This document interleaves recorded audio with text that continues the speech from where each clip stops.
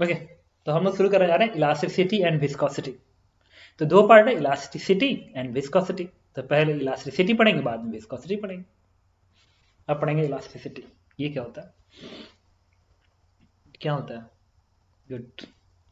इसमें कुछ terms define करेंगे, जैसे प्रेशर। प्रेशर बेसिकली किससे आता है? नॉर्मल फोर्स से आता है। Pressure is defined as normal force on surface divide by total area. ये प्रेशर है।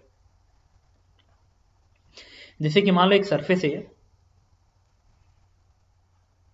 इस सरफेस पे एक फोर्स लगा हुआ है इस तरीके से, दिस इज द फोर्स, और ये वाला एंगल थीटा है।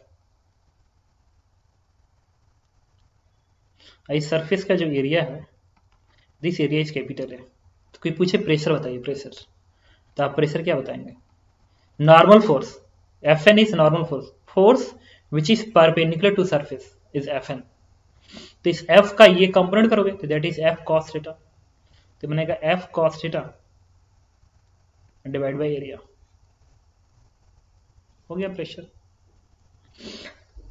चलिए, हमने कुछ डिफिनेशन दिया, अब बाकी की भी डिफिनेशन पढ़ते हैं। जैसे स्ट्रेस। स्ट्रेस को हम लोग सिग्मा से रिप्रेजेंट करते हैं। सिग्मा से स्ट्रेस को डिफाइन किया गया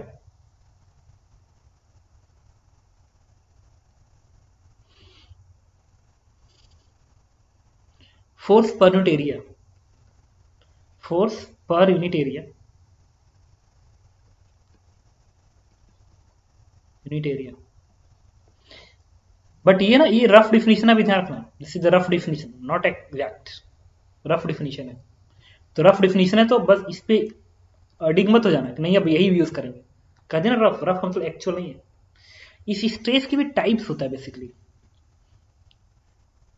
पहला टाइप होता है लॉन्गिट्यूडिनल स्ट्रेस, लॉन्गिट्यूडिनल स्ट्रेस। और दूसरा होता है लॉन्गिट्यूडिनल या नॉर्मल या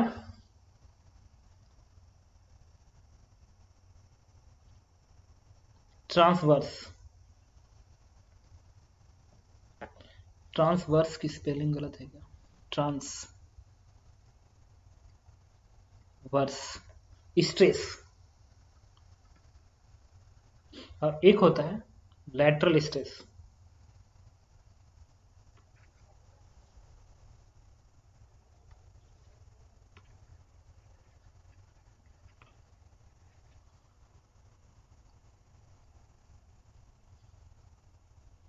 lateral oblique shear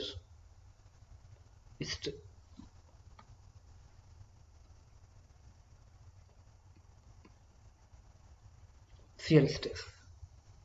normal stress को हम लोग सिग्मा एन से रिप्रेजेंट करते हैं, और लैटरल स्ट्रेस को हम लोग सिग्मा टी से रिप्रेजेंट करते हैं। अभी एक सेकंड रुकना, लैटरल नहीं बोलते उसको, टेंजेंशियल बोला जाता है। टेंजेंशियल, बस इतना ध्यान रखेंगे। अब इनके डिफिनीशन हम एक्चुअल दिखाएंगे कि लॉन्गिट्यूडिनल स्ट्रेस क्या होता है, नॉर्मल स्ट्रेस क्या होता है, या टेंजेंशियल और शियर स्ट्रेस क्या होता है। अब इसके लिए देखो, सपोज करो ये जो क्रॉस सेक्शन एरिया था ना, ये जो क्रॉस सेक्शन एरिया जिसपे फोर्स एफ लगा हुआ है, तो एफ के दो कंपोनेंट बनेंगे। एक तो एफ का ये कंपोनेंट बनेगा, this is F cos theta, और एक बनेगा ये कंपोनेंट फोर्स का, that is F sine theta. तो तुम देख सकते हो कि जो एफ कॉस थीटा है वो इस सरफेस पे परपेंडिकुलर है, और जो एफ साइन थीटा है, एफ साइन थीटा, वो इस सरफेस के पैरेलल है। तो इस सरफेस के पैरेलल जो फोर्स है that is F sine theta, और इस सरफेस के जो परपेंडिकुलर फोर्स है that is F cos theta.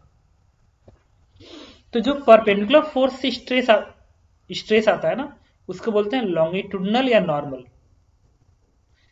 या ट्रांसवर्स। और जो टेंजेंशियल से आता है एफ साइन थीटा, वो होता है टेंजेंशियल या शियर स्ट्रेस। तो इस सरफेस है, इस सरफेस के पैरेलल कोई फोर्स ऐसे लग रहा है, ऐसे लग रहा है, तो ये शियर स्ट्रेस देगा, शियर शियर स्ट्रेस देगा या टेंजेंशियल स्ट्रेस देगा, और जो इस फोर्स से आएगा उसको बोलेंगे नॉर्मल या लॉन्गिट्यूडनल स्ट्रेस। तो सिग्मा एन को डिफाइन किया गया, सिग्मा एन को it is normal force divide by area. Normal force is F cos theta.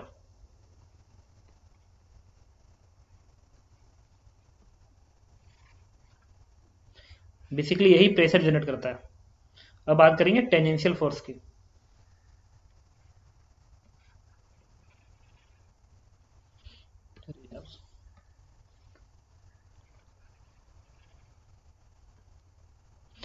अब है टेंजेंशियल स्ट्रेस या शियर स्ट्रेस, शियर स्ट्रेस या tangential, it is F sine theta, मतलब tangential force divide by area. This is F sine theta divide by area. बस आपको ध्यान रखना, दो फॉर्मूले, इंपॉर्टेंट फॉर्मूले हैं।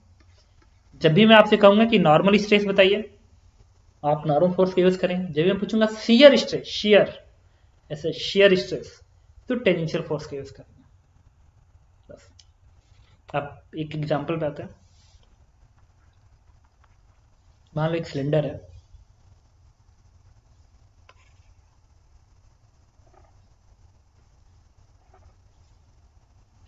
एक सिलेंडर है, इसमें एक एरिया मैंने ऐसे बना लिया,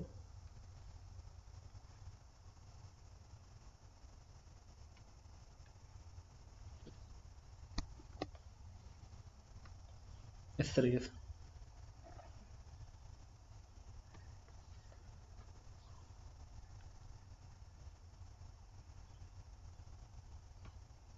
ठीक है, इसका एरिया ए के बराबर है, और ये जो एरिया है ना, ये हॉरिजॉन्टल से थीटा एंगल बना रहा है, थीटा एंगल बना रहा है। अब मैंने इस पे एक फोर्स लगा रखी है, ऐसे फोर्स लगा रखी है इस तरीके से।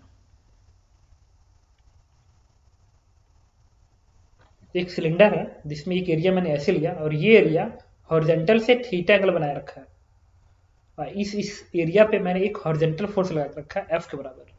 पूछ रहा हूं, find normal and shear stress, normal and shear stress. तो क्या करोगे, नॉर्मल के लिए नॉर्मल फोर्स चाहिए और शियर के लिए शियर फोर्स चाहिए। तो हम लोग क्या करेंगे, यहां पे एक लाइन ड्रॉ करेंगे यहां पे एक लाइन ऐसे ड्रॉ करेंगे इस तरीके से, and this angle is theta. यहां पे एक लाइन ड्रॉ की है और दिस एंगल इज थीटा, और एक फोर्स को मैंने ऐसे लगा दिया, दिस इज एफ। ये वाला एंगल थीटा और एंगल क्या आएगा, थीटा। और यही एरिया है, दिस इज द एरिया, यही एरिया है। अब इस एरिया पे हम लोग परपेंडिकुलर फोर्स निकालेंगे।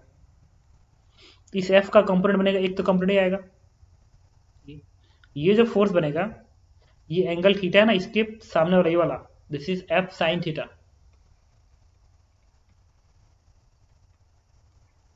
और इस एफ का ये जो कंपोनेंट बनेगा, ये वाला कंपोनेंट, ये वाला जो कंपोनेंट बनेगा, this component is, this one is, it is F cos theta. इस एफ के दो कंपोनेंट बने, इस एफ का ये कंपोनेंट एफ कॉस थीटा बना, और इस एफ का ये कंपोनेंट एफ साइन थीटा बना। तो कोई पूछे नॉर्मल स्ट्रेस, तो normal stress is normal force that is F sine theta divide by area, and that area is a. ये पूरा एरिया ए है ना, वही एरिया ए है। और कोई पूछता शियर स्ट्रेस बताइए, it is F cos theta divide by ए।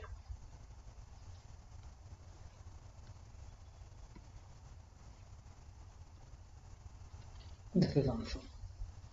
तो इस तरीके से मैंने आपको क्या बताया, स्ट्रेस क्या होता है, स्ट्रेस के टाइप्स बताए।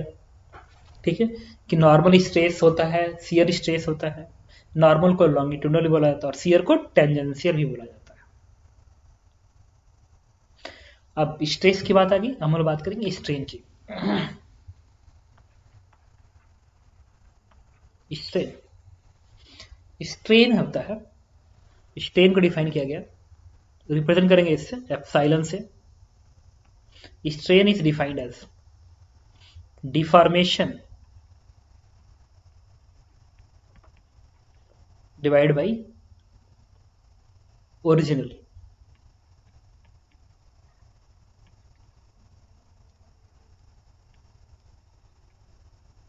Original value.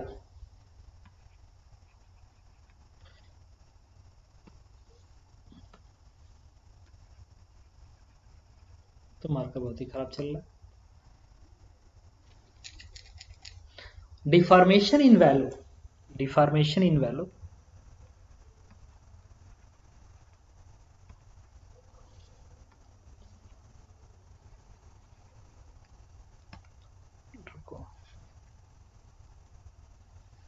Divide by original values. ठीक है, तो ये है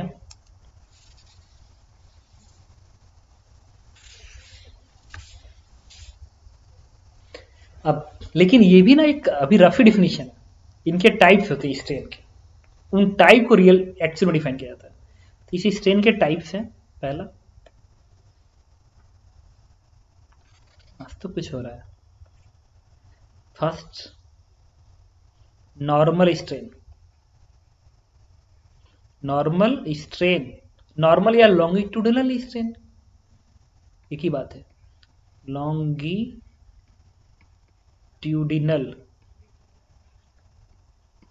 स्ट्रेन। अगला है टेंजेंशियल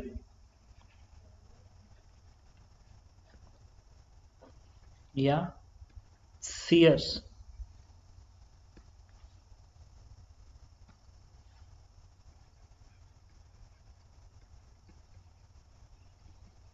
स्ट्रेन। अगला है वॉल्यूम स्ट्रेन, ये डिफाइन किया गया। तो नॉर्मल और लॉन्गिट्यूडिनल स्ट्रेन क्या है? ये है, एक रॉड है सपोज करो,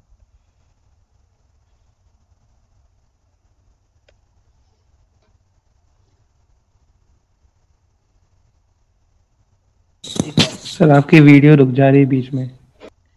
ये रॉड है जिसको तुमने फोर्स लगाया इधर से, जैसे ही फोर्स लगाया,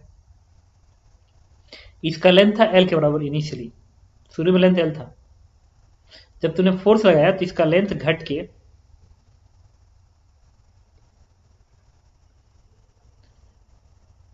एल माइनस डेल्टा एल हो गया, डेल्टा एल हो गया, फोर्स लगाया एल माइनस डेल्टा एल हो गया। तो नॉर्मल या लॉन्गिट्यूडिनल स्ट्रेन को डिफाइन किया गया है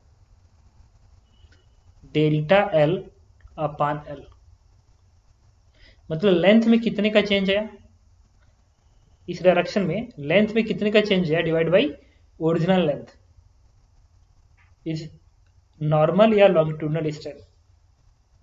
डिफरेंशियल फॉर्म भी इसको ऐसे लिखते हैं, dl divide by L. dl is what, change in length, very small change in length divide by length, दोनों यूज किया जाता, इसका भी इसका भी। अब बात एक ही है, change in length divide by original length. अब बात करेंगे टेंजेंशियल की और शियर स्ट्रेन की। तो इसमें हम लोग क्या करते हैं, इस वाले केस में सपोज करो इस तरीके से है,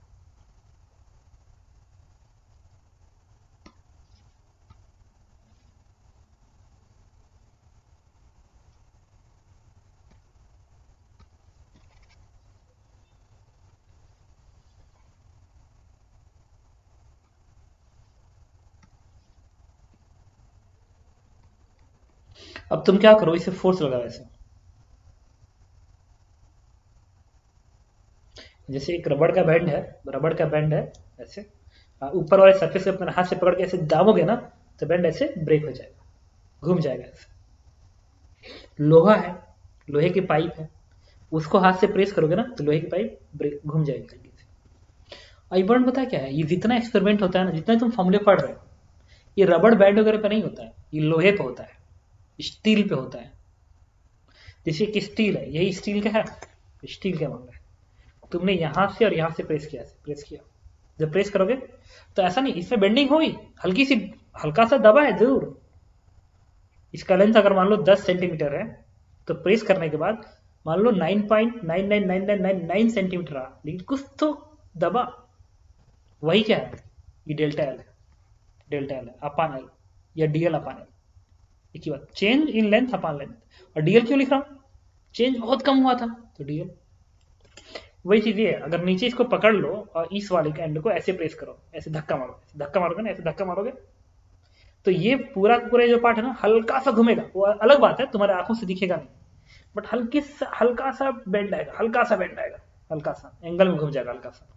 वही मैं रबर बैंड समझा रहा था, अगर रबर बैंड होता और तुम ऐसे प्रेस करते तब ये सिग्निफिकेंटली घूमता तो तुम्हें दिखता।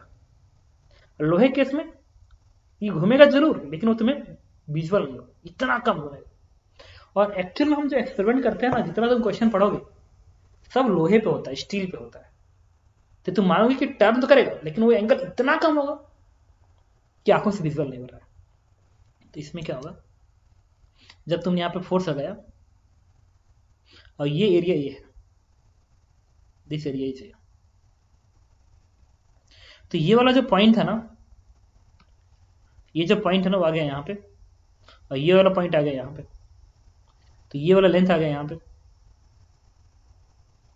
और ये वाला लेंथ आ जाएगा यहां पे, और एरिया बन गया ऐसा।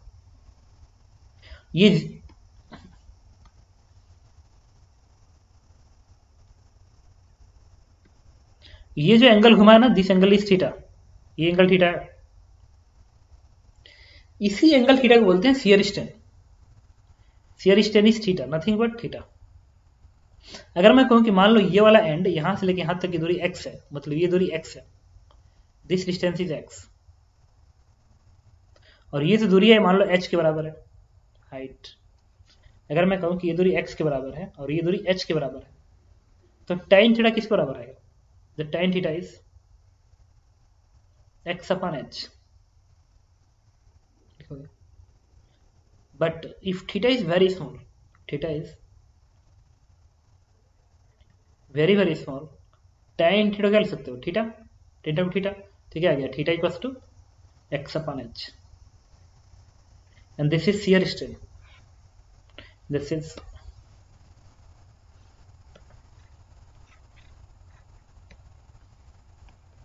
ये लॉन्गिट्यूडनल स्ट्रेस है, स्ट्रेन है, और ये क्या है, शियर स्ट्रेन।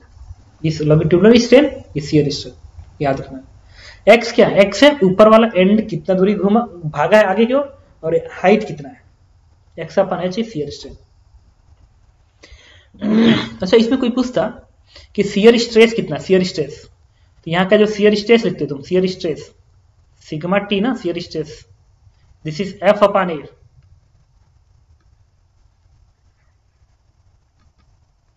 देखो ये एरिया ए है, इस एरिया पे तुम्हें ऐसे, मतलब ये है ना, ये है, ये रॉड है, ये सरफेस है, इस ये वाला ऐसे करके तुम ऐसे धक्का मारा, देखो ऐसे रुका, हाथ फोर्स लगाऊंगा, ऐसे रखूंगा, जब लगा रहा हूं तो ये इधर भाग रहा है, तो इस पे फोर्स ने लगाया एफ, और ये एरिया क्या है, ए, फोर्स अपॉन ए, शियर स्ट्रेस, और ये शियर स्ट्रेन, ये शियर स्ट्रेन है। अब हम लोग बात करेंगे वॉल्यूम स्ट्रेन की।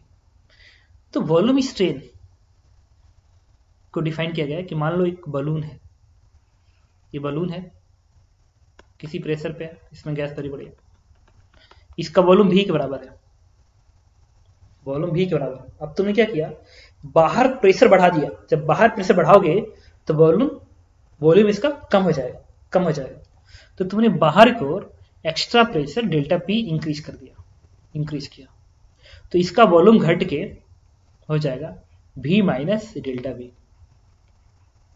हो जाएगा। भाई जब प्रेशर p था तो वॉल्यूम v के बराबर था, जब प्रेशर को तुमने डेल्टा p इंक्रीज किया चारों तरफ तो वॉल्यूम घट के v माइनस डेल्टा v हो गया, तो volume strain is defined as minus del v upon v।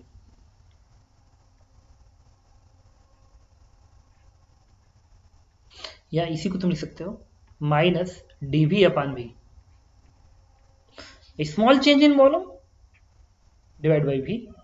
Actually में मेटल पे है, मान लो मेटल के स्फीयर है और उसके चारों तरफ तुम प्रेशर बढ़ा दिए, तो दबेगा तो जरूर, लेकिन कितना दबेगा, बहुत कम, तो that volume change is dV, small dV।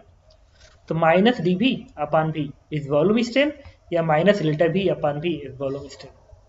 ये नॉर्मल स्ट्रेस, ये सारे फॉर्मूले तुम्हें याद रखना पड़ेगा। तो मैंने अभी आपको बताया है स्ट्रेस क्या होता है और स्ट्रेन क्या होता है। स्ट्रेस लॉन्गिट्यूडनल और टेंजेंशियल बता दिया, और आपको मैंने स्ट्रेन बता दिया कि नॉर्मल लॉन्गिट्यूडनल स्ट्रेन क्या होता है, टेंजेंशियल शियर स्ट्रेन क्या होता है, और वॉल्यूम स्ट्रेन क्या होता है। बस इतनी चीजें आपको याद करना है, ये डिफिनेशंस है। अब इसे कॉपी करो और मीटिंग को तुरंत दोबारा ज्वाइन करो। एक और आता है वॉल्यूम स्ट्रेस। वॉल्यूम स्ट्रेस, तो वॉल्यूम स्ट्रेस जो होता है वो डेल्टा P होता है या dP होता है। Increase in pressure is volume stress. मतलब यहां पे जो तुमने बताया था ना तुमको, ये वॉल्यूम स्ट्रेस में ये जो डेल्टा P है, कितना प्रेशर इंक्रीज किया है, this is volume stress. Volume stress, increase in pressure is volume stress, not a pressure. Pressure is not a stress. Volume stress, volume stress is increase in pressure. Important word है। जैसे मैं यहाँ खड़ा हूं, चारों तरफ प्रेशर P0 है, तो P0 is not a volume stress. अब P0 के बाद जब तुम बाहर का प्रेशर बढ़ाओगे तब मेरे बॉडी में और सिकुड़न आएगी ऐसे।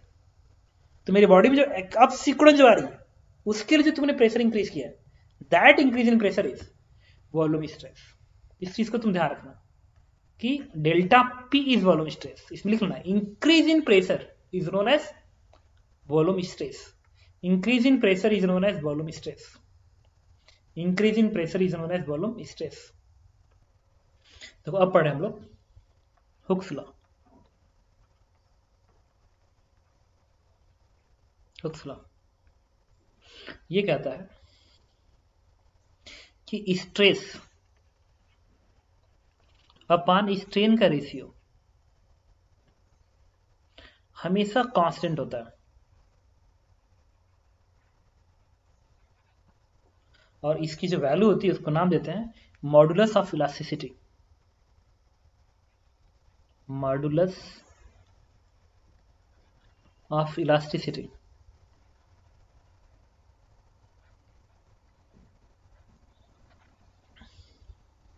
स्ट्रेस अपॉन स्ट्रेन का ratio is constant and equal to modulus of elasticity. ठीक है, अब इसमें कुछ डिफिनेशन और है। यंग मॉडुलस रिप्रेजेंट करते हैं इसको y से। यंग मॉडुलस की वैल्यू होती है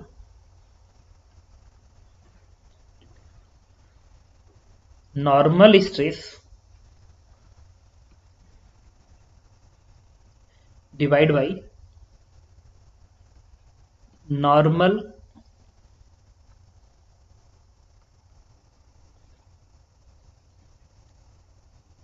strain. Young modulus is equal to normal stress upon normal strain, याद रखोगे। ठीक है,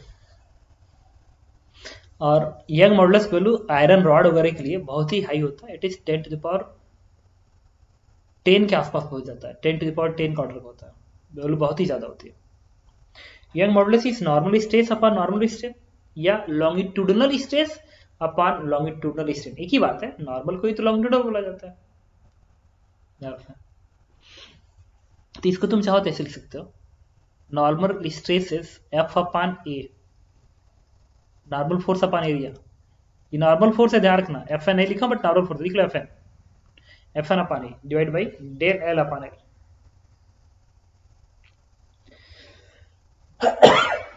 ठीक है, इसी में एक टर्म और ध्यान रखेंगे, that is Poisson ratio. Poisson ratio इसको सिर्फ सिग्मा से रिप्रेजेंट करता है, पॉइजन रेशियो। इसकी वैल्यू होती है, देखो एक रॉड है,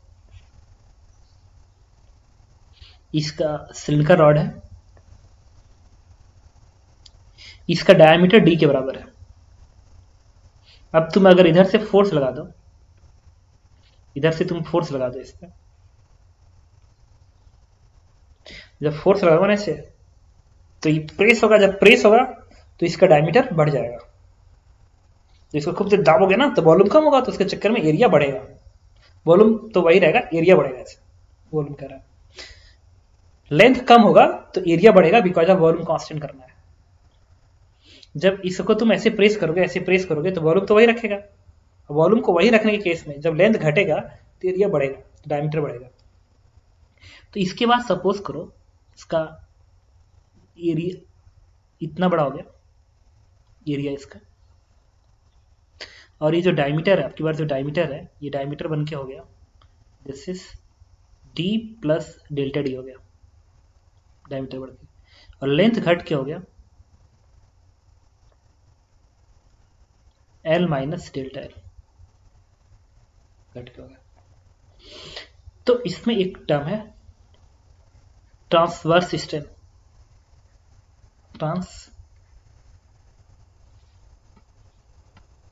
ट्रांसवर्स स्ट्रेन, ट्रांसवर्स नहीं, लैटरल स्ट्रेन होता है,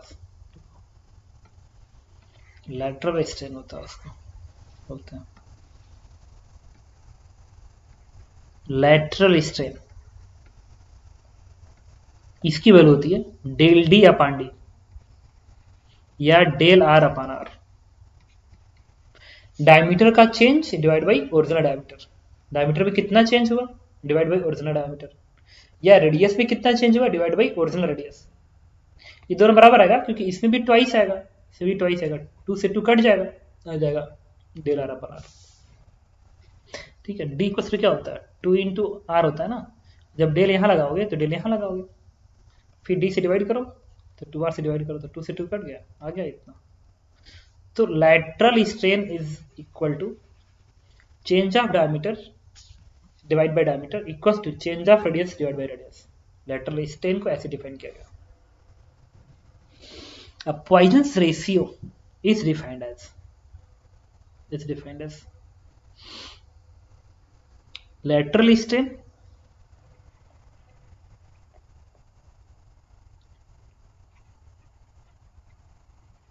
divide by normal strain define किया गया। मतलब del D upon D and whole divide by del L upon L, this is the Poisson's ratio. अलग से ध्यान रखोगे, इस पॉइजन्स रेशियो की जो वैल्यू होती है ना, सिग्मा की वैल्यू, ये हमेशा 1/2 से कम होती है और 1 से 0 से ज्यादा होती है। ये भी अलग से ध्यान रखोगे, ये सारे डेफिनेशन से याद करना है, क्वेश्चन डेफिनेशन से ही होंगे। तो सर एक और बार रिपीट कर दीजिए सर, कनेक्शन चला गया था। सुनो, Poisson's ratio is equal to Yes, sir. Lateral strain divide by normal strain. Lateral strain क्या है डेल डी अपान डी, और नॉर्मल स्ट्रेन क्या होता है del R L upon L. इसलिए इस पॉइजन्स रेशियो की जो वैल्यू होती है वो 0 और 1/2 के बीच में होती है, याद रखेंगे। ठीक है, मतलब ये डायमीटर में चेंज हो रहा है उसका और लेंथ में चेंज हो रहा है उसका, रेशियो है बेसिकली पॉइजन्स रेशियो। तो डिफिनीशन याद रखेंगे, डिफिनीशन ही पूछा जाता है। यंग मॉडुलस क्या होता है मैंने आपको बता दिया, an order of Young modulus, order for metal, metal के लिए ये 10 तक पहुंच जाते हैं सब, इतनी हैवी ऑर्डर्स होते हैं। अब हम आते हैं यंग मॉडुलस के बाद बल्क मॉडुलस। बल्क मॉडुलस इसको बी से रिप्रेजेंट करता है, बी से रिप्रेजेंट करता है सर हाँ। तो हम लोग पढ़ रहे हैं बल्क मॉडुलस। बल्क मॉडुलस की डिफाइन किया गया वॉल्यूम स्ट्रेस। अच्छा, वॉल्यूम स्ट्रेस को ना कभी कभी नाम देते हैं बल्क स्ट्रेस, बात एक ही है। बल्क स्ट्रेस या वॉल्यूम स्ट्रेस बात एक ही है, divide by volume strain.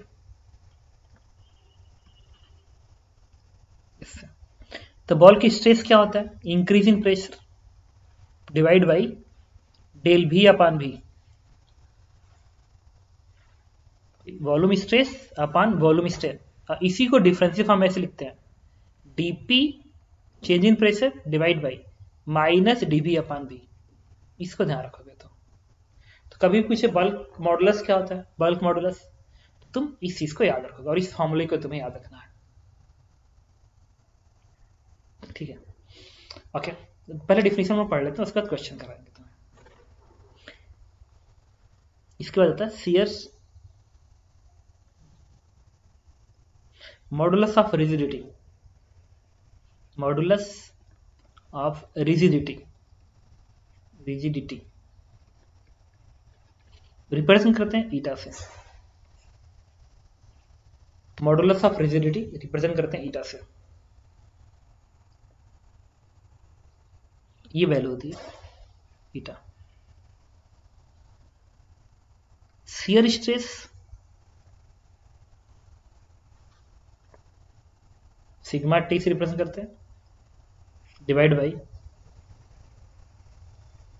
Shear strain, ये होता है। और इसको तुम लिख सकते हो tangential stress divide by theta, this is answer. ये वैल्यू, ये डिफिनीशन है फिलहाल जो तुम्हें याद करना है, ठीक है। बल्क मॉडुलस की भी वैल्यू जो होती है वो बल्क मॉडुलस की वैल्यू बी फॉर लिक्विड्स, इनकी भी वैल्यू बहुत ही ज्यादा होती है। ये भी 10⁹ समथिंग का ऑर्डर का तो होता ही है, एक हैवी वैल्यू होती है। ईटा की वैल्यू बहुत ज्यादा होती है। ये सब डिफिनेशन थे। तो अब हम लोग एक और कर्व पढ़ लेंगे यहीं पे, स्ट्रेस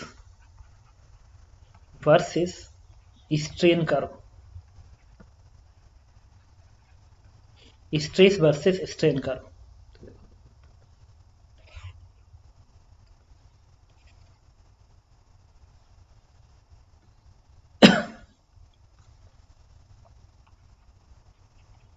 स्ट्रेस वर्सेस स्ट्रेन,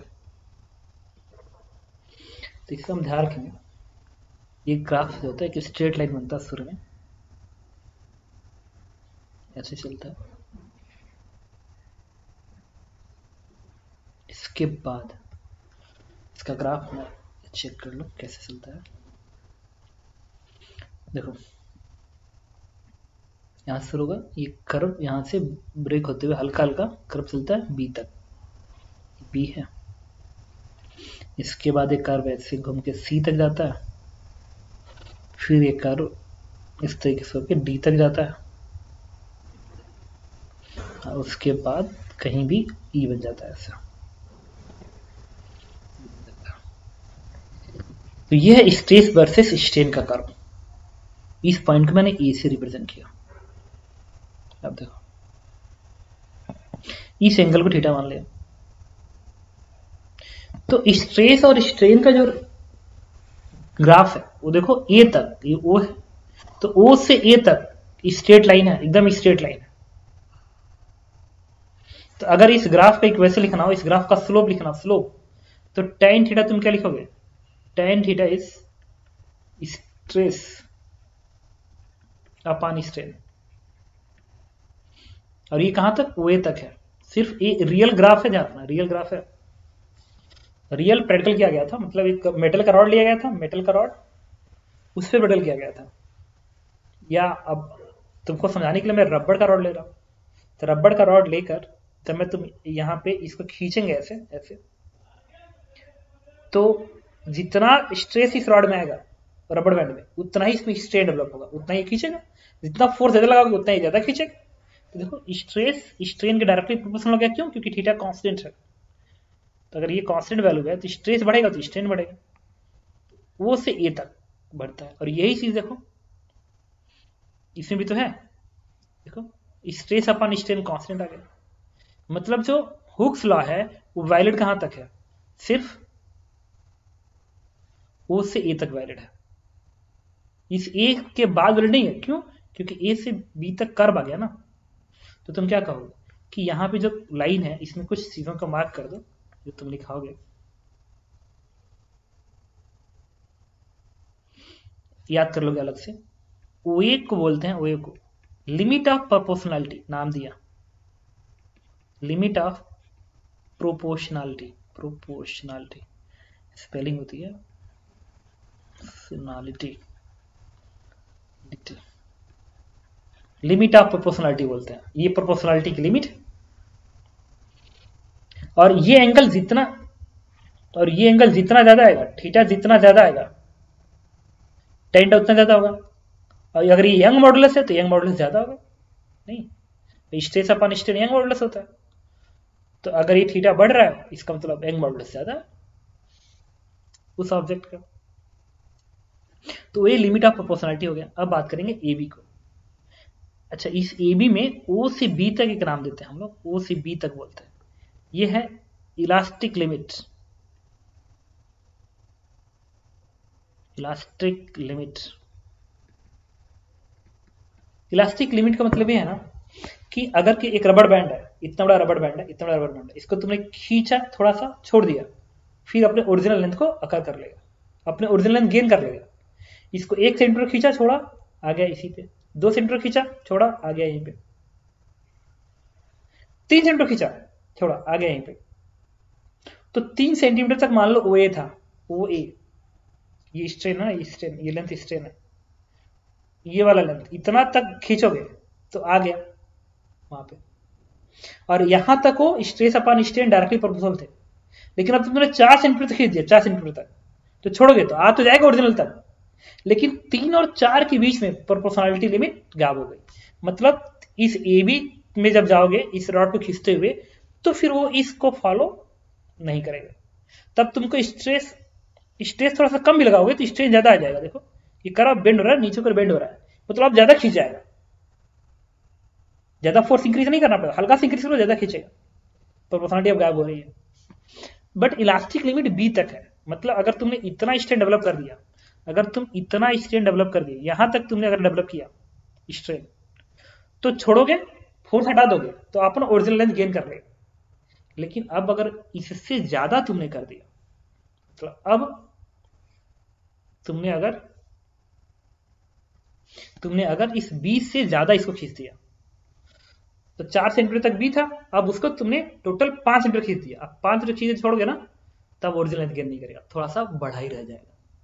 तो ऐसा होता भी था, किसी रबड़ को अगर तुम बहुत ज्यादा खींच के छोड़ दो तो देखो ओरिजिनल लेंथ में नहीं आता है, थोड़ा सा बड़ा रह जाता है। खूब तेज खींच, जैसे स्प्रिंग है, स्प्रिंग को हल्का सा खींच के छोड़ना, देखो ओरिजिनल लेंथ गेन कर लेगा। खूब ज्यादा खींच के छोड़ो, देखो पीछे लौटेगा, लेकिन उतना ही लौटेगा जितना शुरू में था। तो अब इलास्टिक लिमिट खत्म। इलास्टिक का मतलब होता है अपने ओरिजिनल लेंथ को गेन करना। तो इस सी को बोलते हैं, सुनना, इस सी को बोलते हैं yield point. C is yield point. Yield point का मतलब बताता हूं क्या। यील्ड पॉइंट, इसका मतलब ये है कि ये बी है, बी तक तो मैं श्योर हूं कि इलास्टिक लिमिट आएगा, बी तक तो मैं 100% श्योर हूं कि इलास्टिक लिमिट होगा। लेकिन बी के बाद, जैसे कि मेरे पास 10 मेटल के रॉड थे, एक ही जैसे 10 मेटल के रॉड थे, ऐसे मेटल के रॉड 10 थे, तो और ये जो स्ट्रेन आ रहा है, ये जो स्ट्रेन आ रहा है, सपोज करो यहाँ पे 2 के बराबर स्ट्रेन है, यहाँ पे 2 के बराबर स्ट्रेन है। तो मैंने देखा कि 10 रॉड में जब मैंने 2 का स्ट्रेन दिया, 2 का स्ट्रेन दिया, 2 का दिया और छोड़ा, तो ओरिजिनल गेन कर लिया। लेकिन जब मैं 2 से ज्यादा किया, जैसे पहले रॉड को मैं 2.1 तक किया तो छोड़ा, तो ओरिजिनल पे आ गया। फिर दूसरे को मैंने 2.3 पे किया, छोड़ा, नहीं आया ओरिजिनल पे। फिर तीसरे को मैंने फिर 2.1 पे किया, छोड़ा, वो नहीं आया, बट ये आ गया। अब फिर चौथे को मैंने 2.4 पे किया, छोड़ा, आ गया। अब 0.4 के बाद ओरिजिनल पे आ गया, और 2.5 किया तो ओरिजिनल में कुछ बचा रह गया। मतलब ये है कि ये हर रॉड पे अलग लगाया जाएगा, एक ही तरह का रॉड होगा, लेकिन एक ही एक्सपेरिमेंट में वो फाइनल नेचर को अलग अलग शो करेगा। किसी का हो सकता है आ जाए, किसी का हो सकता ना आए। मतलब ये जो है ना, बी से सी, इस बी और सी के बीच में वो पॉइंट कोई भी हो सकता है, जहां तक वो पर्टिकुलर रॉड को खींचोगे तो अपने लेंथ में आएगा। मतलब इस बी सी में कहीं भी आ सकता है पॉइंट, जहां तक मतलब खींचने के बाद छोड़ोगे तो ओरिजिनल पे आएगा, और मैक्सिमम इस सी तक मिलेगा। और इस सी के बाद अगर तुमने खींच दिया तो वो चाहे 10 रॉड क्यों ना हो, 10 रॉड क्यों ना हो, उसमें से कोई भी ओरिजिनल लेंथ पे नहीं आएगा अगर तुमने सी से भी आगे कर दिया तो। लेकिन बी सी के बीच में रहोगे तो हो सकता है आ भी जाए, हो सकता है ना आए। इसलिए इस सी को बोलते हैं यील्ड पॉइंट, अंतिम पॉइंट, यील्ड पॉइंट, एक तरह से यील्ड पॉइंट है, इलास्टिक लिमिट की यील्ड पॉइंट है। तो सी के बाद तो इलास्टिसिटी बिल्कुल खत्म हो जाएगी, सब में खत्म हो जाएगी, चाहे जो भी हो। तो सी को नाम दिया यील्ड पॉइंट। अब आते हैं अच्छा, ये जो सीडी है, इसको बोलते हैं प्लास्टिक बिहेवियर। प्लास्टिक बिहेवियर का मतलब है प्लास्टिक मतलब प्लास्टिक होता है। जैसे प्लास्टिक को तुम खींच दो, छोड़ दो, तो प्लास्टिक बिल्कुल 1 इंच ना वापिस आए, 1 सेंटीमीटर भी वापिस ना आए। प्लास्टिक बिहेवियर मतलब अगर तुमने सी के बाद अगर तुमने खींच दिया उसको, तो ये लेंथ तो वापिस रिक्वायर कर सकता है, बट ये लेंथ कभी भी रिक्वायर वापिस नहीं मिलेगा, वो चाहे रबर बैंड ही क्यों ना हो। अगर रबर बैंड को तुमने ए से डी तक खींचा है, तो ये लेंथ ए से सी तक लेंथ हो सकता है कि मिल जाए, ए बी वाला तो श्योर मिलेगा, मिल जाएगा वापिस, ये पूरा वापिस मिल जाएंगे, लेकिन ये सी डी वाला तो किसी भी हाल में ना मिले। Plastic behaviour. तो अगर तुमने यहां तक खींची, यहां तक तुमने खींची है, यहां तक, तो ये स्ट्रेन अगर तुमने 10 के बराबर दिया, यहां से यहां तक 10 है, तो इस सी तक मिलने के चांसेस हैं, सीडी किसी हाल में नहीं मिलेगा, और बी तक तो 100% मिलेगा। मतलब बी से लेके डी तक ऐसी चीज है जो तुम्हें वापिस रिगेन नहीं हो पाएगी, या इसमें से होगा भी तो मैक्सिमम बीसी तक होगा, सीडी तो हर हाल में मिलेगा। तो सीडी बोलते हैं प्लास्टिक बिहेवियर। अब इसके बाद आता है अगला इज डीई इज डी। इस डी को बोलते हैं फ्रैक्चर। डी और ई मतलब इसी में कहीं एक जगह फ्रैक्चर होगा। मतलब अगर ये स्ट्रेन तुमने सपोज का डेवलप कर दिया, ये 15 के बराबर था, तो अब अगर तुमने 15 तक स्ट्रेन डेवलप कर दिया, इस रॉड में 15 तक कर दिया, उसके बाद अगर तुम खींचोगे तब फिर ये रॉड ब्रेक करेगा। अब ब्रेक तुरंत खींचने के बाद करेगा कि कुछ समय लगाएगा, ये हर रॉड पे अलग अलग आता है। मतलब 15 के बाद हो सकता है कि 15.1 पे ही ब्रेक कर जाएगा एक रॉड, दूसरा रॉड हो सकता है 15.2 पे ब्रेक करे, तीसरा हो सकता है 15.4 ब्रेक करे, और 10वां जो हो सकता है 15.5 पे ब्रेक करे। लेकिन 5 के बाद अगर कोई कहेगा मैं 6 करना है, तो 10 पे 6 लगा दो तो 10 ब्रेक कर जाएंगे। मतलब मैं बताने की कोशिश कर रहा हूं एक्सपेरिमेंट के टाइम पे कि ये जो डी है ये फ्रैक्चर्स मतलब इसी में कहीं ना कहीं ब्रेक करेगा, चाहे डी पे करे, चाहे ई पे करे, चाहे बीच में करे, इसी के बीच में करे, और ई के बाद तो हर कीमत पे करेगा ब्रेक। तो ये टर्म्स है जो तुम्हें ध्यान रखना है कि ओ ए को बोलते हैं elastic limit of proportionality, O B is elastic limit, C is yield point, C D is plastic behaviour, and D is the fracture. ये ग्राफ है, इसमें ध्यान रखेंगे। अब इसमें एक और इंपॉर्टेंट पॉइंट, हाँ, एक ही तरह के 3 रॉड है। अब तुमने इस एंड पे फोर्स लगाया, दम फोर्स लगाया, इस फोर्स को बढ़ाया तुमने, तो ये बी तक चलने दो, और ये दूसरा एंड फिक्स है, ये एंड एकदम फिक्स्ड है। अब इसको बी तक गया, ये बी वाली लाइन है, तो ये भी रॉड बढ़ के इतना बड़ा हो गया, ये भी बढ़ के इतना बड़ा हो गया, ये ओरिजिनल है, अब अगर तुम इस फोर्स को हटा दो, यहां से फोर्स लगा हुआ था तो यहां पे पड़ा हुआ है, रुका हुआ अभी, अब इस फोर्स को हटा दोगे तो ये जो रॉड होगा, ये रॉड वापिस पहुंच के यहां पे आ जाएगा, ये वापिस यहां पे आ जाएगा, ये वापिस यहां पे आ जाएगा, मतलब अपना ओरिजिनल लेंथ गेन कर लेंगे। अब मैंने क्या किया, इस फोर्स को और बढ़ाया, तो सी कहीं इधर है, तो इसको यहां तक बढ़ा दिया, इसको यहां तक बढ़ा दिया, इसको इधर बढ़ा दिया, यहां तक बढ़ा दिया, एकदम बराबर और बढ़ाया। अब देखना, बीसी को मैंने बोला है इलास्टिक लिमिट, ओबी को लिखा है, ओबी इज इलास्टिक लिमिट, और हमने बीसी को क्या बोला था, सी जो है मैंने इसको बोला था एल्ड पॉइंट। मतलब इस बीच में, अब यहां पे तुमने इसको छोड़ा है, अब इस रॉड 1 को तुम यहां पे फोर्स हटा दो, ये वाला फोर्स यहां से हटाओ, ये वाला यहां से हटाओ, ये वाला यहां से हटाओ, तीनों फोर्स हटा दो, तो हो सकता है कि पूरा रॉड वापिस इस पे पहुंच जाए, लेकिन हो सकता है कि ये रॉड यहां ना पहुंचे, ये रॉड वापिस हटके सिर्फ यहीं तक आ जाए, कुछ बचा रह जाए। ये रॉड हो सकता है कि यहां तक आ जाए, कुछ बचा रह जाए। मतलब ये है कि इस बीसी में सब रॉड का बिहेवियर अब बदलेगा। अब तुमने एक फोर्स लगा के और बढ़ा दिया, यहां तक बढ़ा दिया, यहां तक, इसको यहां तक बढ़ा दिए, इसको यहां तक बढ़ा दिए।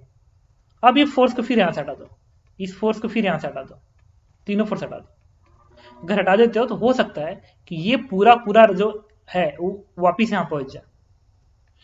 ये हो सकता है कि ना पहुंचे, ये हो सकता है ना पहुंचे, लेकिन अगर इसको और फोर्स बढ़ा के तुमने और आगे कर दिया, यहां तक कर दिया, यहां तक कर दिया, तो अब ये तीनों ही अपने ओरिजिनल को गेन नहीं कर पाएंगे।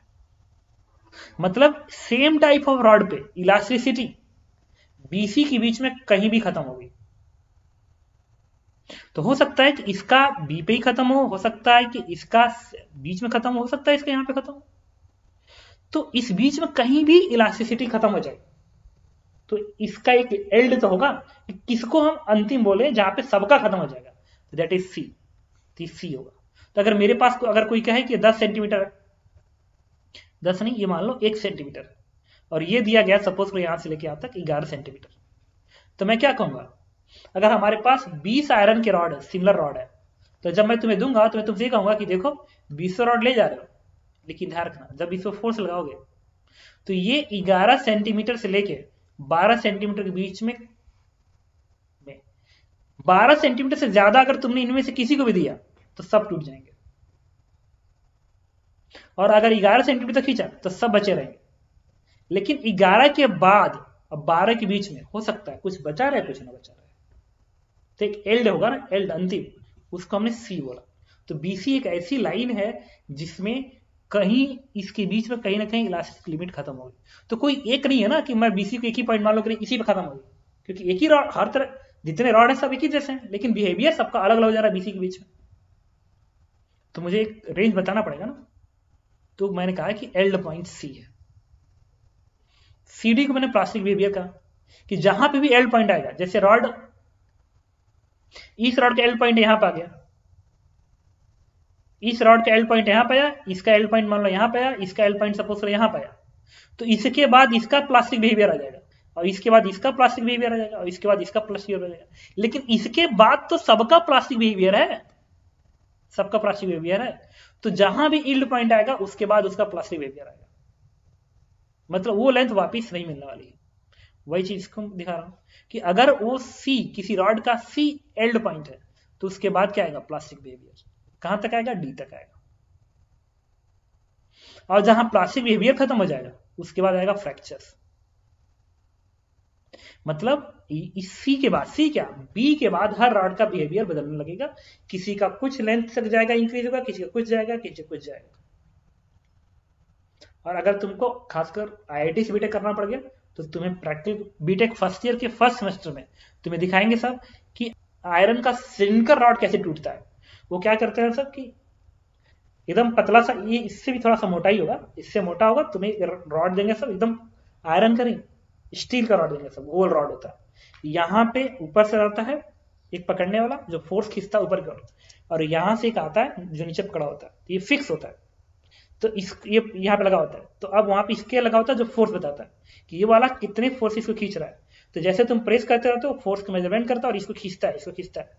फिर एक ऐसा टाइम आता है जब इस पे नेकिंग बननी शुरू होती है, नेक मतलब साइज बराबर है, उसके बाद बीच में धंसने लगेगा, नेक धंसने लगेगा, तो बीच में जहां धंसना शुरू होता है वहां पर नेकिंग बनती है, नेकिंग बनने लगती है।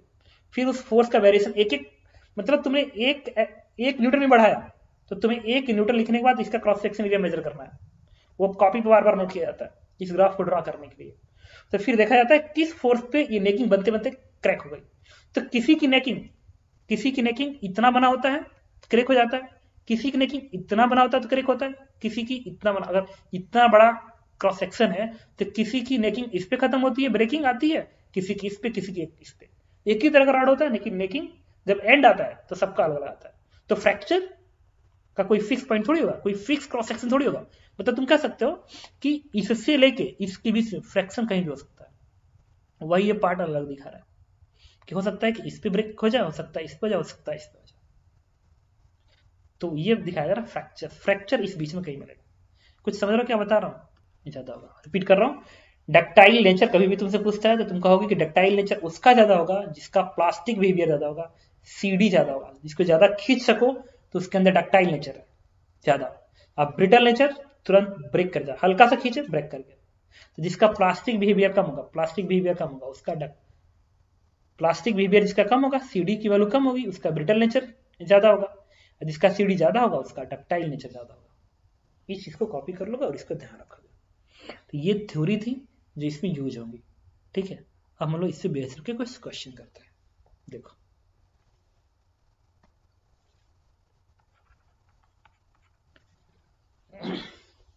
क्वेश्चन ये है,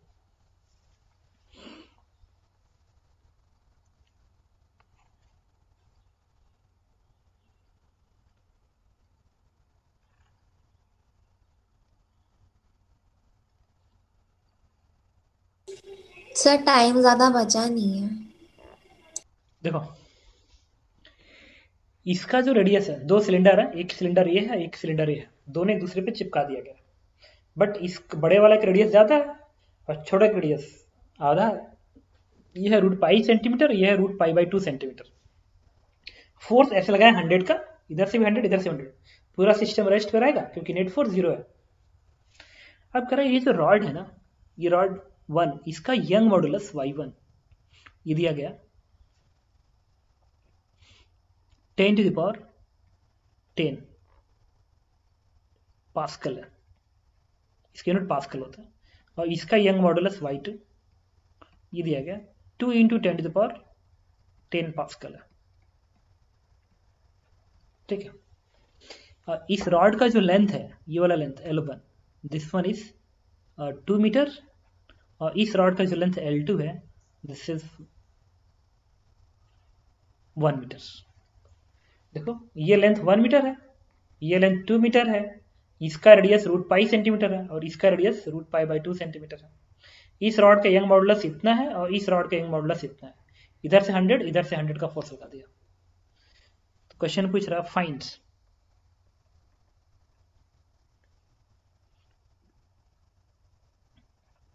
stress in both rod, stress in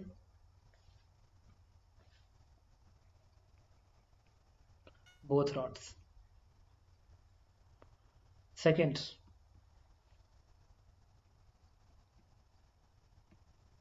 strain in both, दोनों में स्ट्रेन पता करना है, स्ट्रेस और स्ट्रेन दोनों निकालना पड़ेगा, निकालना है, ठीक है। अब देखो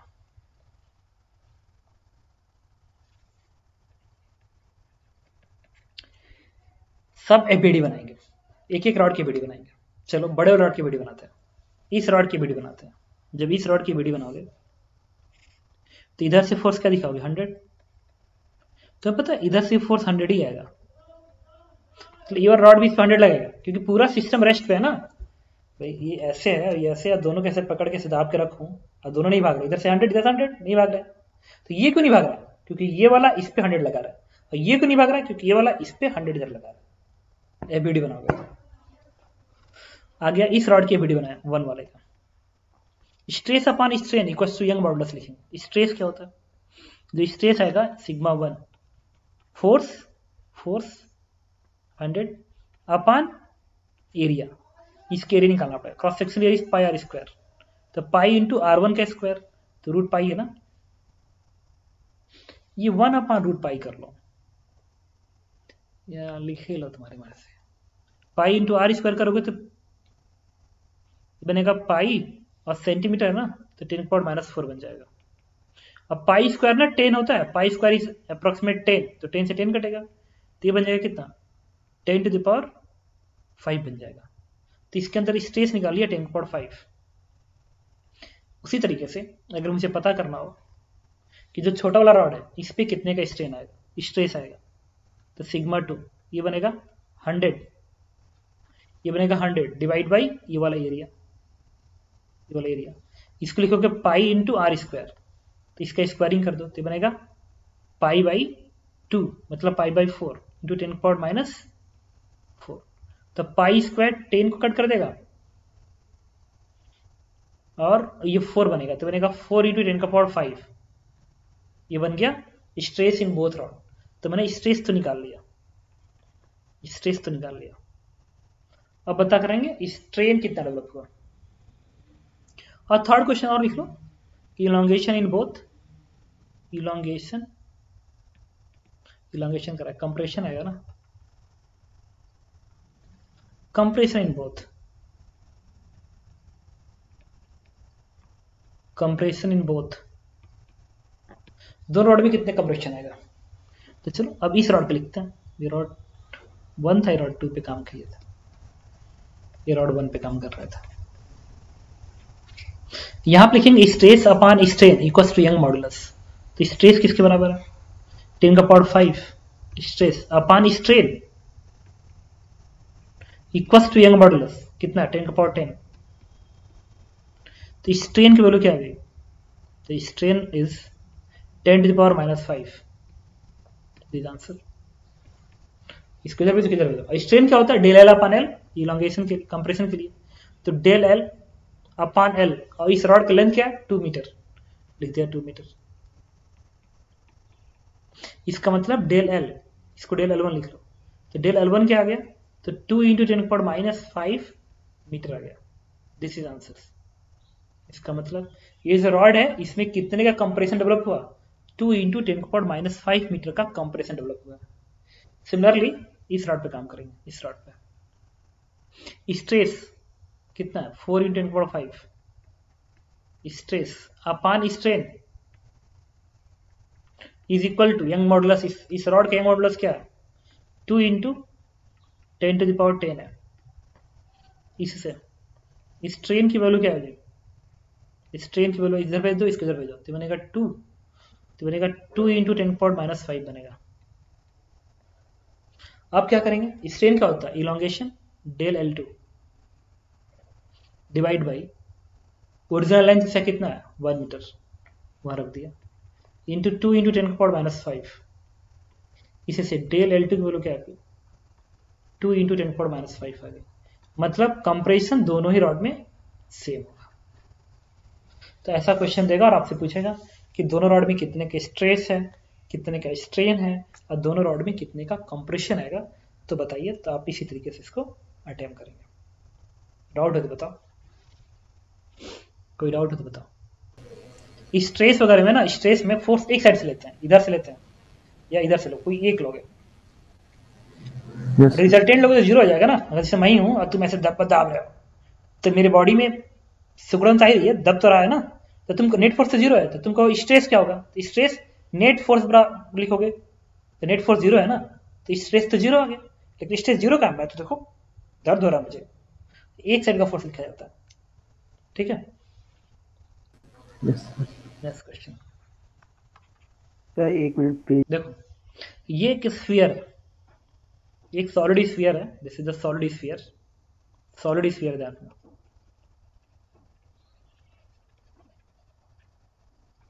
इसका बल्क मॉडुलस दिया गया है 2 इंटू 10 का पावर 12 पास्कल, ठीक है। और इस सॉलिड स्फीयर का जो रेडियस दिया गया, रेडियस इज 5 सेंटीमीटर। अब ये सॉलिड स्फीयर हवा में था तब का है, ये सॉलिड स्फीयर हवा में है, हवा में, तो उसका रेडियस 5 सेंटीमीटर है। अब उसका बल्क मॉडुलस इतना है। अब तुमने क्या किया कि ये वाटर है, दिस इज द वाटर, अब इसको एक वेसल में रख के पानी में रखा, और पानी की हाइट दे दी यहां से 10 मीटर, पानी की हाइट 10 मीटर है।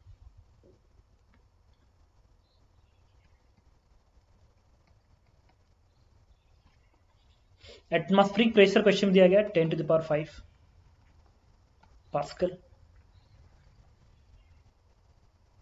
और ये जो ऊपर पिस्टन लगा दिया, पिस्टन का जो मास दिया गया ना, पिस्टन का जो मास दिया गया, पिस्टन का मास, या अभी पिस्टन मत लिखो, पिस्टन को तुम बाद में लिखो, नहीं तो तुम कंफ्यूज हो जाओगे। बस इतना है।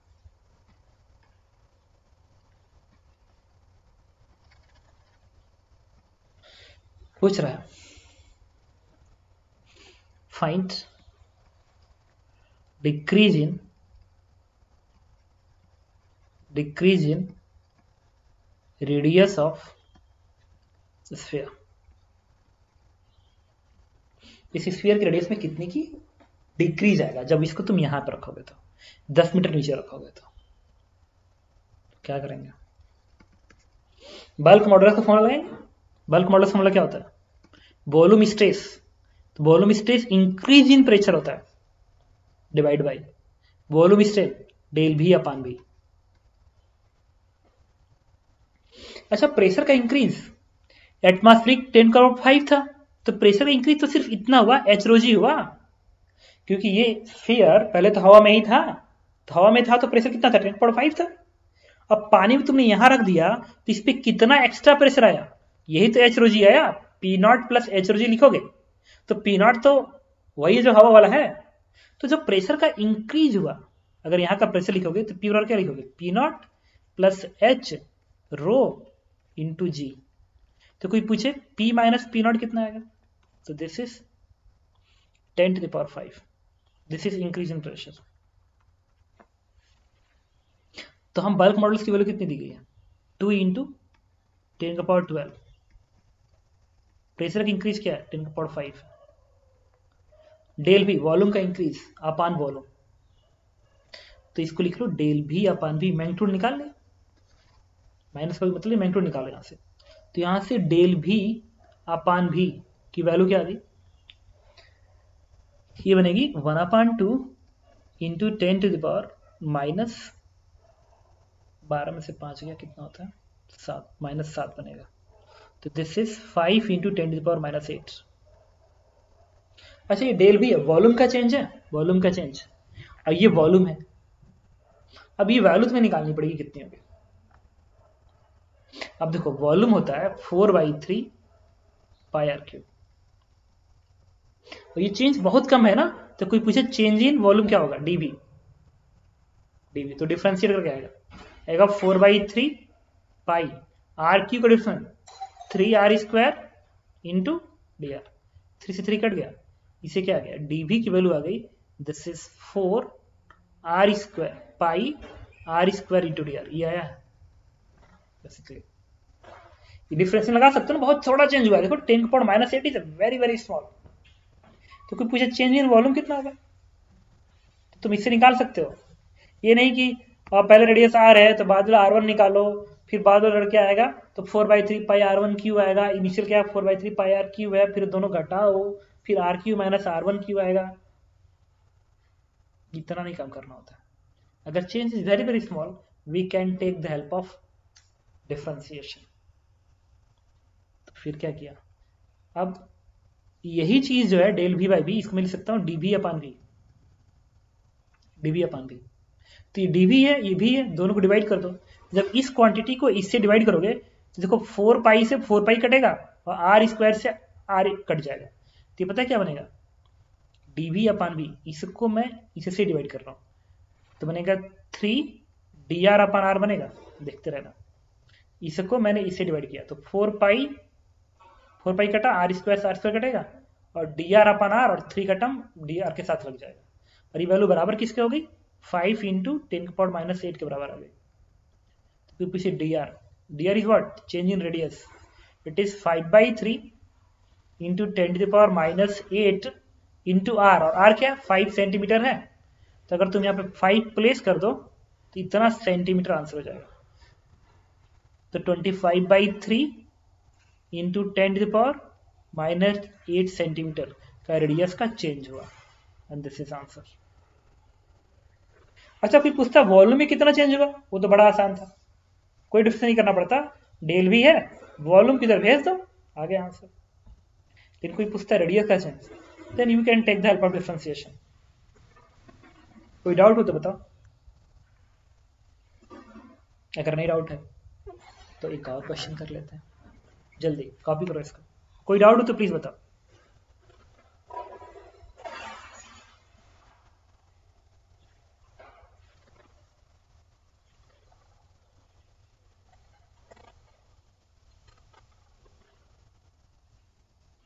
एक और अच्छा क्वेश्चन है, देखो ये जेई का क्वेश्चन है। एक समुद्र है, समुद्र, समुद्र की जो गहराई है ये मान लो 10 किलोमीटर है, 10 किलोमीटर है। अब यहाँ पे वाटर की जो डेंसिटी है, यहाँ पे जो वाटर की डेंसिटी है सरफेस पे, वो 10 का पावर 3 है, 10 का पावर 3 केजी पर मीटर क्यूब है। बल्क मॉडुलस इज वाटर का 10 टू द पावर 10 है pascal. Bulk modulus 10 power 10 pascal है और सरफेस पे वाटर की डेंसिटी है 10 पावर 3 केजी पर मीटर क्यूब। तो तुम कल्पना करके देखो, बॉटम पे जो डेंसिटी होनी चाहिए ना वो ज्यादा होनी चाहिए। पता है क्यों? ऊपर से पानी का प्रेशर बढ़ रहा है ना, तो जब ऊपर से पानी का प्रेशर बढ़ेगा तो यहाँ के जो पानी के पार्टिकल होंगे वो हाई प्रेशर में आ जाएंगे। जब हाई प्रेशर में आ जाएंगे तो डेंसिटी इंक्रीज कर जाएगी, और ऊपर प्रेशर कम है तो डेंसिटी कम होनी चाहिए। तो यहाँ का 10 का पावर 3 है तो यहाँ का भी लगभग 10 पावर 3 होगा, लगभग होगा, हल्का सा चेंज होगा, and that change is very very small because bulk modulus is very very high, 10 to the power 10 pascal है। इतना ज्यादा है बल्क मॉडुलस कि हाई प्रेशर के बाद भी वॉल्यूम में चेंज बहुत कम होगा। जब वॉल्यूम में चेंज बहुत कम होगा तो डेंसिटी में चेंज बहुत कम होगा। तो क्वेश्चन पूछता है find percentage change of density at bottom पे परसेंटेज चेंज ऑफ डेंसिटी कितने होंगे। तो यहां के प्रेशर में और यहां का प्रेशर का जो डिफरेंस है वो निकालना पड़ेगा, that is delta P. It is H rho g, H rho into g, और एच 10 किलोमीटर है ना, 10 का पावर 3, रो 10 का पावर 3 होता है, इंटू जी, ये क्या आ गया 3 तरीका 9 11, 10 पावर 11 आ गया। ये पता है ये बहुत ज्यादा 18 पावर 12 करना pascal, bulk mod 10 power 12 pascal है, ये 10 पावर 11 आ गया, ये भी पास्कल में ही आएगा।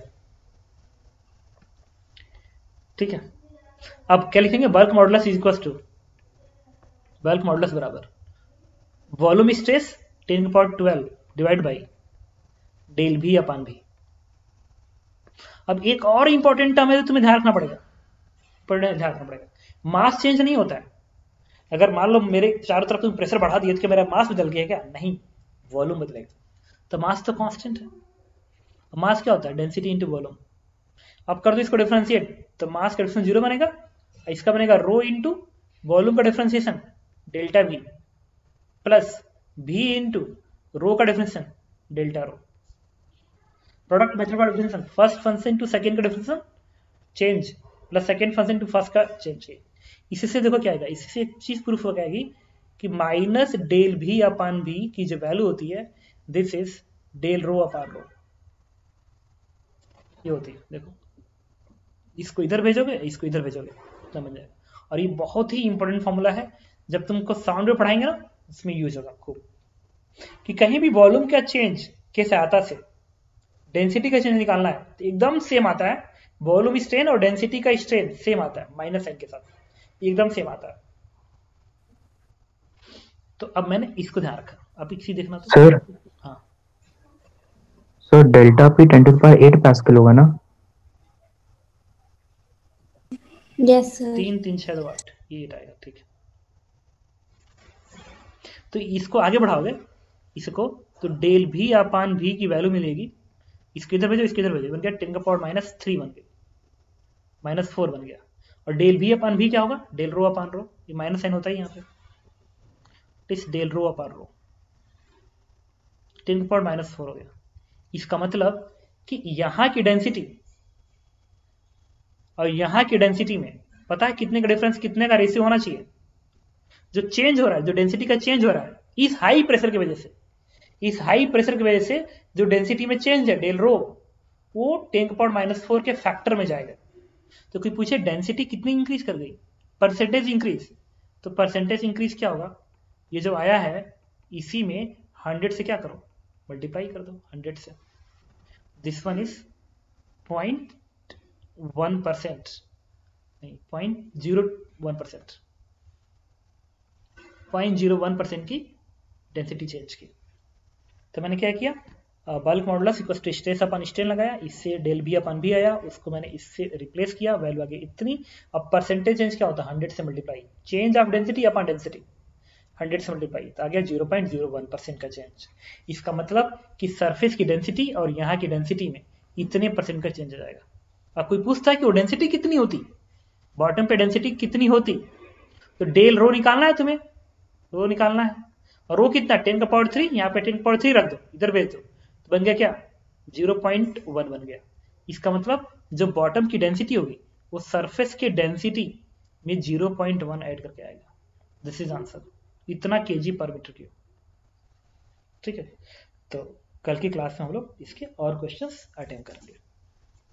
ठीक है, कॉपी कर लो। और कल की क्लास में इलास्टिसिटी खत्म होगी, और परसों की क्लास में विस्कोसिटी खत्म होगी। 2 लेक्चर में विस्कोसिटी इलास्टिसिटी खत्म।